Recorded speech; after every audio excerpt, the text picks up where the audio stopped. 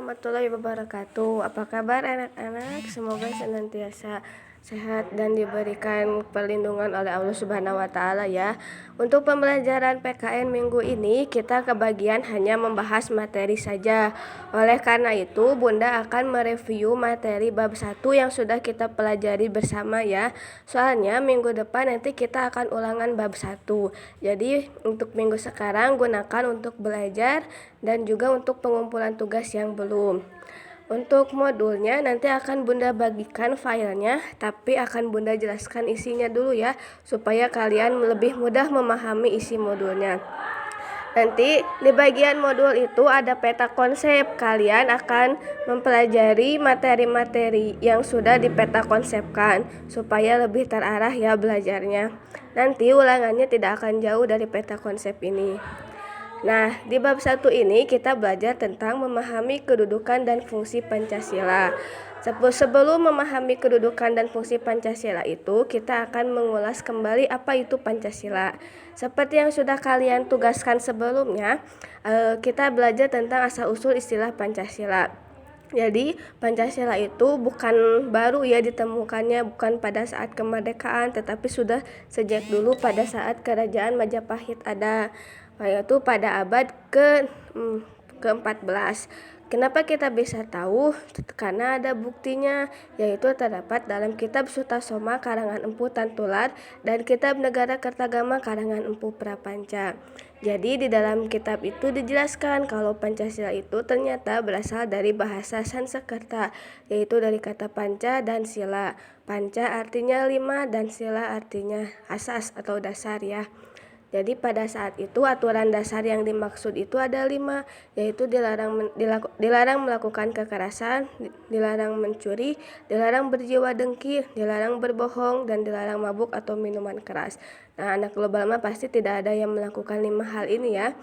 Nah, walaupun sudah lama ditemukan adanya, tetapi Pancasila baru resmi diperkenalkan pada sidang BPU PKI ke-1, yaitu pada saat itu Insinyur Soekarno yang mengemukakan istilah Pancasila itu. Nah, barulah ketika sidang PPKI pada tanggal 18 Agustus, Pancasila resmi dijadikan sebagai dasar negara. Kemudian, apa sih fungsi Pancasila? Mengapa Indonesia harus memilikinya? Ternyata ada banyak fungsinya. Yang pertama, Pancasila itu berfungsi sebagai ideologi negara. Ideologi itu kayak landasannya atau arah petunjuk yang harus digunakan supaya bangsa kita tidak tersesat. Yang kedua, berfungsi sebagai kepribadian bangsa, yang itu menjadi ciri khas bangsa Indonesia sendiri. Nah, kemudian yang ketiga ada jiwa bangsa Indonesia. Keempat, sumber dari segala hukum. Terus ada juga sebagai perjanjian luhur bangsa Indonesia. Ada juga sebagai alat pemersatu, dan yang terakhir adalah sebagai cita-cita dan tujuan negara kita. Nah, kemudian apa sih maknanya Pancasila sebagai dasar negara dan pandangan hidup bangsa? Pasti kalian sering mendengarkan istilah Pancasila sebagai dasar negara kita. Nah, itu tuh sebenarnya apa sih artinya? Jadi ternyata Pancasila sebagai dasar negara itu merupakan dasar bagi penyelenggaraan negara, terutama buat pemerintah yang menjalankan negara kita ya. Selain itu, Pancasila sebagai dasar negara itu disebut juga sebagai sumber dari segala sumber hukum. Jadi ketika pemerintah akan mengeluarkan aturan, itu tidak boleh bertentangan dengan nilai-nilai Pancasila yang 5 itu. Nah, selanjutnya, apa sih artinya Pancasila sebagai pandangan hidup bangsa? Pandangan kan itu gunanya buat melihat ya kalau kalian dalam kehidupan sehari-hari. Nah, sama artinya dengan Pancasila. Pancasila sebagai pandangan hidup bangsa itu digunakan sebagai cara untuk melihat mana yang baik dan mana yang buruk. Atau bisa juga digunakan sebagai petunjuk bagaimana masyarakat itu berlaku dalam kehidupan sehari-harinya. Contohnya, cara berperilakunya ada apa aja? Misalnya harus bersikap saling toleran, harus tenggang rasa, mencintai tanah air, mengutamakan mufakat, dan juga adil terhadap sesamanya. Jadi pandangan hidup bangsa itu lebih kepada aturan bagaimana cara masyarakat itu bersikap dan bertingkah laku dalam kehidupan sehari-hari. Kalau tadi sebagai dasar negara itu lebih kepada cara pemerintah dalam mengatur negara. Bisa dibedakan kan ya, kalau Pancasila sebagai dasar negara mah lebih kepada pemerintahan, kalau Pancasila sebagai pandangan hidup bangsa itu lebih kepada masyarakat.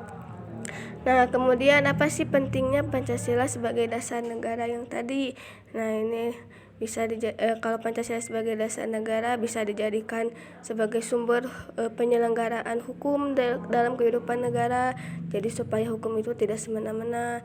Terus kalau pandangan hidup bangsa itu lebih kepada bagaimana sih warga negara itu bisa berperilaku yang baik sehingga Indonesia itu bisa maju. Ini tugasnya kalian tidak usah mengerjakan ya, karena kalian sudah pernah mengerjakannya. Yang terakhir materinya tentang menyadari pentingnya kedudukan dan fungsi Pancasila. Nah, kalau yang ini lebih kepada membahas nilai-nilai Pancasila yang 5 tadi. Nah, seperti yang sudah kalian pelajari sebelumnya, nilai-nilai Pancasila itu memiliki makna tersendiri. Kalau sila pertama itu pasti berkaitan dengan nilai keagamaan.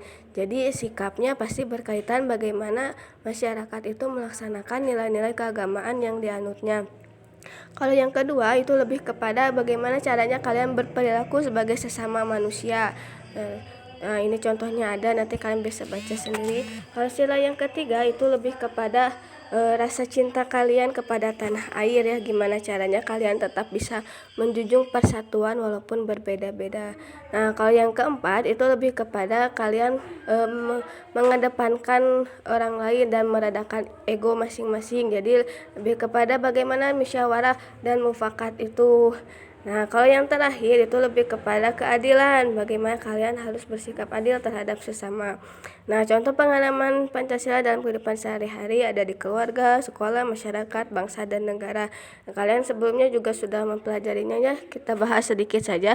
Kalau di keluarga, pastinya misalnya kalian membantu orang tua di rumah, terus menyayangi adik atau kakak kalian, terus kalian juga menaati perintah orang tua. Kalau di masyarakat misalnya ada gotong royong, kalian ikutan. Kalau di sekolah kalian bergaul dengan tidak membeda-bedakan teman. Terus kalian juga hormat kepada guru. Terus kalian saling menyayangi dan membantu teman jika ada yang membutuhkan.